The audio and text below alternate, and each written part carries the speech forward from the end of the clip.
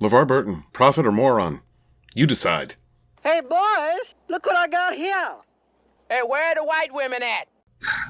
In terms of cancel culture, I think it's misnamed. That's a misnomer. I think we have a consequence culture, and that consequences are finally encompassing everybody in the society, whereas they haven't been ever in this.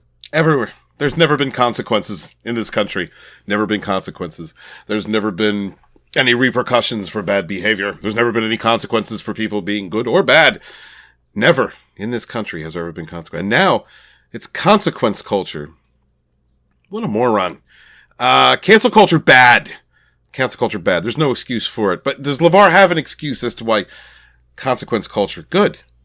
Country. So I think that there are good signs that are happening in the culture right now. Mostly peaceful, and I think it has signs. Everything to do with a new awareness on people who were simply unaware of the real nature of life in this country for people who have been othered since this nation began. Look, privileged millionaires, we don't care. This is why the Oscars don't matter. This is why nobody cares to even watch them. This is why nobody, this is why they had the lowest ratings in the entire run of this show. And we have more people living on the earth now than we ever have. People are sick of you privileged millionaires just preaching to the unwashed masses of the working class about how awful we are and how woke and wonderful you are. Consequence culture. Is there a consequence for you being a moron? Is there a consequence for you starting shit? Why is it all the TNG crew has gone batshit crazy? Why is everybody from that was one of my favorite shows? Why is every one of them got something stupid to say this month or the next? I don't even want to watch The Next Generation. I mean, I do. I watch a few of the episodes now. It's not the one that I binge. I binge DS9. I love DS9. But I can't deal with these Hollywood actors anymore. I can't deal with them. I can't.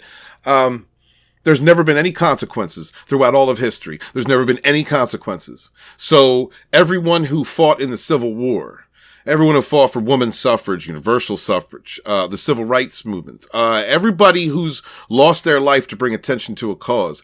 And I'm not talking about wielding the knife and yelling out loud you're going to stab somebody and then getting shot for it.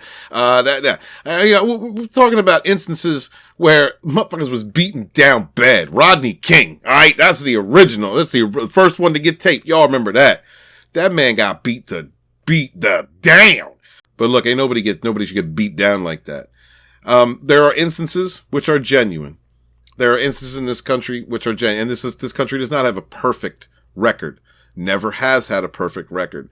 Great concept. And as we've been getting older and wiser as a country, that concept has been growing to encompass more people. Everyone should encompass every single liberty for all, freedom for all.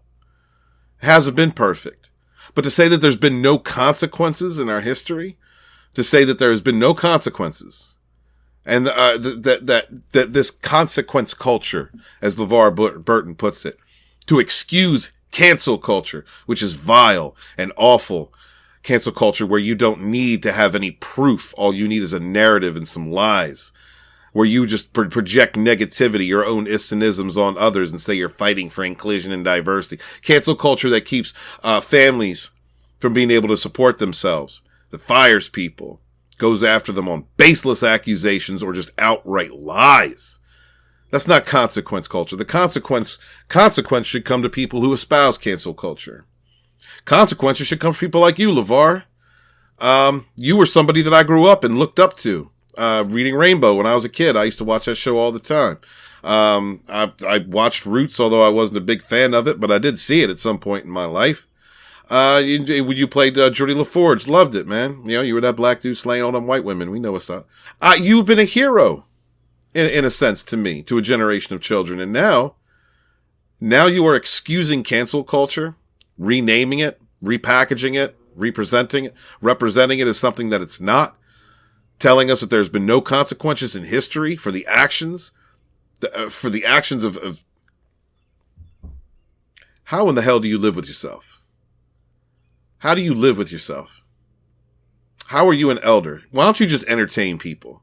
Why don't you just entertain people? Why don't you stop making stupid comments like this and just entertain, Lavar? Because I liked you a hell of a lot better before I heard this statement. Do you know what's going on? I realize it's only 37 seconds, but seeing as that everybody that you used to work around is all chiming the same tune of divisive, delusional rhetoric, I don't trust you. Do better, man. Do better.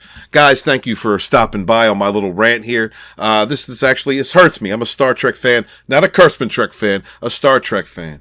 And when I see these actors that worked in a world made by Gene Roddenberry, that was fostered on by people that took up after him, that was about the best of who we are, struggling to be the best versions of ourselves, and then to see these actors not even get the message, that really upsets me. Thank you for stopping by here.